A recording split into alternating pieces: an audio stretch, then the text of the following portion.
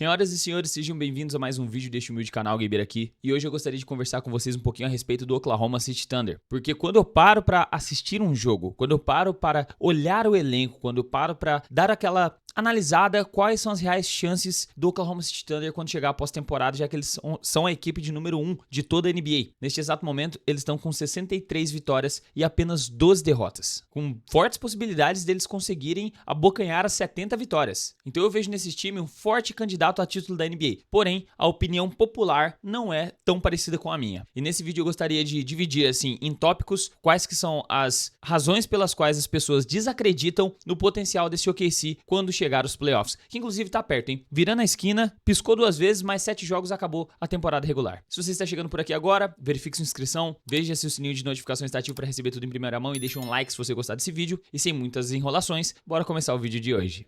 E é o seguinte, o primeiro motivo para as pessoas desacreditarem do Oklahoma City Thunder, a idade. Vamos dar uma olhadinha na média de idade dos caras, que é bem baixa. 26 anos do Shea, que é o melhor jogador, 23 do Jalen Williams, 25 do Luguentz Dort, 26 do Isaiah Hartenstein, 21 do Cason Wallace, 22 do Chet Holmgren, 26 do Aaron Wiggins, 25 do Isaiah Joe, 30 do Alex Caruso, 22 do Jalen Williams. E esses 10 jogadores citados são os que têm a maior contribuição, tanto ofensiva quanto defensiva, e têm um papel mais bem definido nessa equipe. Eu consigo entender a descrença em jogadores tão jovens, porque após temporada geralmente acontece coisas malucas. Sempre tem um azarão, sempre tem uma zebra surgindo, sempre tem um time que é desacreditado que ganha 2 rodadas e chega na final de conferência. Só que olhando a história do Oklahoma City Thunder, principalmente com esses principais jogadores já tendo uma certa experiência, na temporada 22-23 eles tiveram apenas a 10ª colocação e não se classificaram para a pós-temporada. E na temporada seguinte, na temporada 23-24, eles fizeram uma sólida campanha, o primeiro colocado, ganharam uma primeira rodada e perderam nas semifinais de conferência para o Dallas Mavericks. Só que tem que se lembrar que aquele time do Dallas Mavericks superou todas as expectativas, ganhou da defesa de número 1 da Conferência Oeste e ainda se classificou para as finais da NBA perdendo para o Boston Celtics. Então eles perderam para um time que chegou até as finais. Se você levar esse ponto para uma perspectiva de que eles poderiam ter chegado até a final da NBA se tivessem ganhado do Dallas Mavericks, existe essa comparação. E para essa temporada, com esse recorde lendário que eles estão fazendo, eu acho que a experiência da temporada passada, mais as adições que eles fizeram,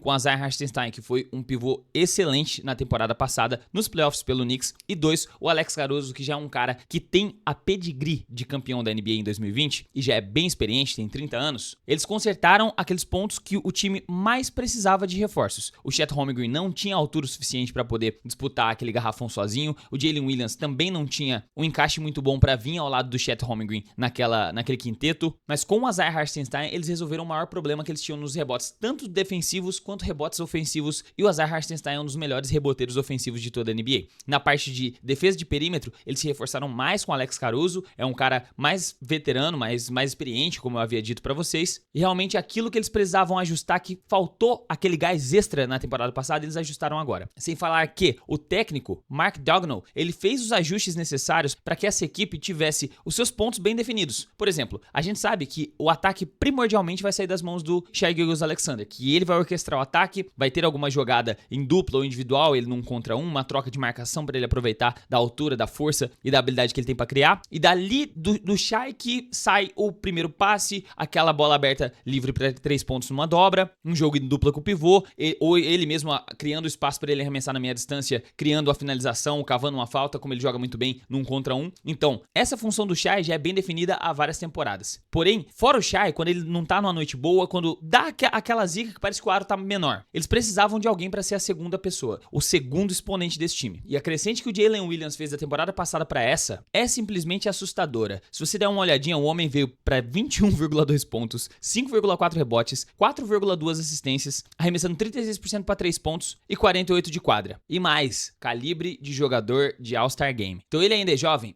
23 anos. Mas isso não tira o fato de que agora ele está mais pronto do que estava na temporada passada para ser a segunda opção ofensiva, caso Shai Gilgeous-Alexander não esteja numa boa noite. Outro detalhe, top 5 ataque, top 5 defesa. Nessa temporada, eles estão se encaixando em ambos. O Oklahoma City Thunder tem o terceiro melhor ataque, com 120 pontos de média por partida, e tem a melhor defesa do campeonato, com 107 pontos permitidos apenas todas as noites. Sem falar que eles são o melhor time, o time que mais força turnovers das equipes adversárias. E isso é uma das justificativas que a gente pega outro ponto, que eles não conseguem rebotes o suficiente. Esse é outro fator que acaba sendo colocado em xeque na hora que fala-se a respeito respeito do que um time com nível de campeão precisa ter, que seria um jogador top 5 de NBA, um jogador top 5 reboteiro da temporada, defesa e ataque top 5 sendo mais de 40 vitórias nas 60 primeiras partidas. E a única coisa que eles não têm é um jogador tão reboteiro quanto teoricamente precisa ter para poder levar um título. Só que a defesa deles é tão forte no perímetro, eles forçam tantos turnovers, eles forçam tantos erros adversários e a bola às vezes acaba não chegando com tanta frequência nas finalizações no próprio aro, que eles têm menos oportunidades de rebote quanto outros nomes da liga, até mesmo o Karl Anthony Towns do New York Knicks. Porque a defesa do Knicks de perímetro não é tão forte assim e permite muitas finalizações dos times adversários, o que gera bem mais rebotes. Outro ponto, o estilo de jogo do nosso mano Shai Gilgeous-Alexander. Pode ser que em outras temporadas você duvidasse do estilo de jogo de meia distância, do estilo de jogo na isolation, do jogo dele no 1 contra 1. Só que agora, ele liderando a corrida de MVP, eu ainda acho que essas médias aqui do nosso mano Nikola Jokic de 29,3, 12,8 e 10,3 assistências mereciam mais respeito, porque eu acho que ele merecia o prêmio de MVP, só que a NBA não vai entregar, como eu já fiz uma review pra vocês em vídeo passado. O Shai com esses 33 pontos todas as noites, sendo extremamente eficiente, eu acho que ele já se provou ter nível pra poder liderar esse time e trazer resultados sólidos quando chegar a pós-temporada. Ele não é mais um cara que faz noites esporádicas de boas performances num contra um, não é um cara que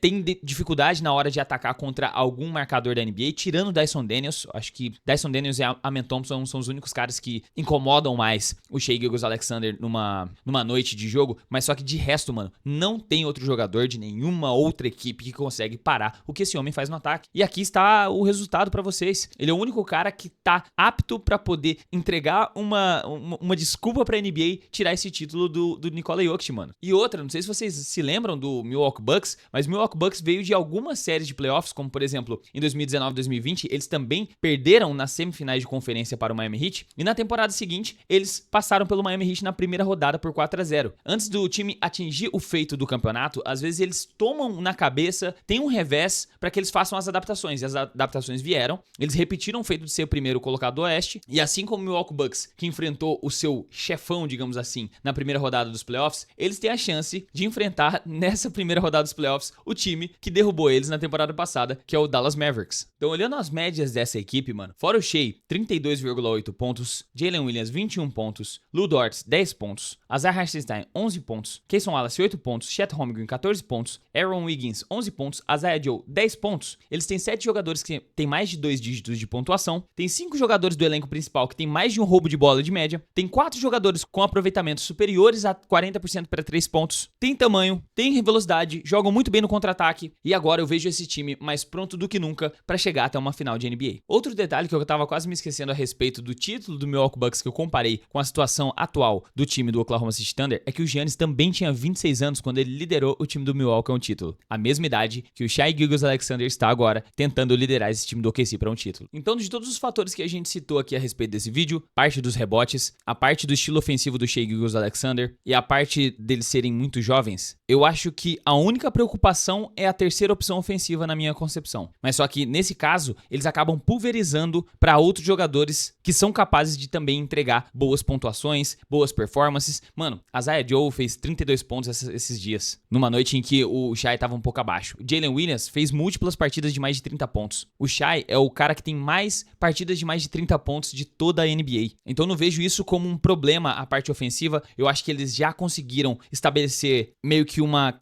característica na qual eles vão conseguir buscar a cesta de uma forma ou de outra, seja com a bola de 3, seja com cut, seja com arremessos na meia distância. E a parte deles serem muito jovens, eu reforço aqui. Eles já estão com esse elenco jovem, batendo na tecla de resolver os problemas, os ajustes, há várias temporadas. E essa, sem sombra de dúvidas, está sendo a melhor de todas elas. Então eu acredito que existe uma chance muito grande de o Oklahoma City Thunder ser o campeão da NBA nessa temporada, parando para avaliar todos os times, as construções dos elencos, como os times vêm jogando. O time do OKC, além de ser um dos times mais divertidos de se assistir, é um dos times com o estilo de jogo mais polido para chegar numa pós-temporada e conquistar um título. Depois deles aí, assim, analisando friamente, sem a minha parte clubista, eu vejo Cleveland Cavaliers, Boston Celtics e Denver Nuggets. Esses 4 times, qualquer um dos 4, se chegar numa final de NBA e levar o caneco, eu não me surpreenderia. Talvez o único fator que possa posso tirar esse título do OKC pelo lado oeste é o fato de que, normalmente, um jogador, quando ganha o título de MVP, ele não consegue conquistar o título da NBA. Isso é quase que uma maldição da NBA. Já faz bons anos, acho que talvez o Michael Jordan tenha conseguido esse feito de conquistar o MVP e conquistar o título. Fora ele, eu não me lembro aqui. Quando o Giannis ganhou 2 títulos seguidos, ele só em 2021 que ele foi campeão da NBA. Também não. O Jokic ganhou o título em 2023, foi quando o Joel Embiid foi campeão do título de MVP, sabe? Então, enfim, tem alguma mística por trás desse troféu aí, que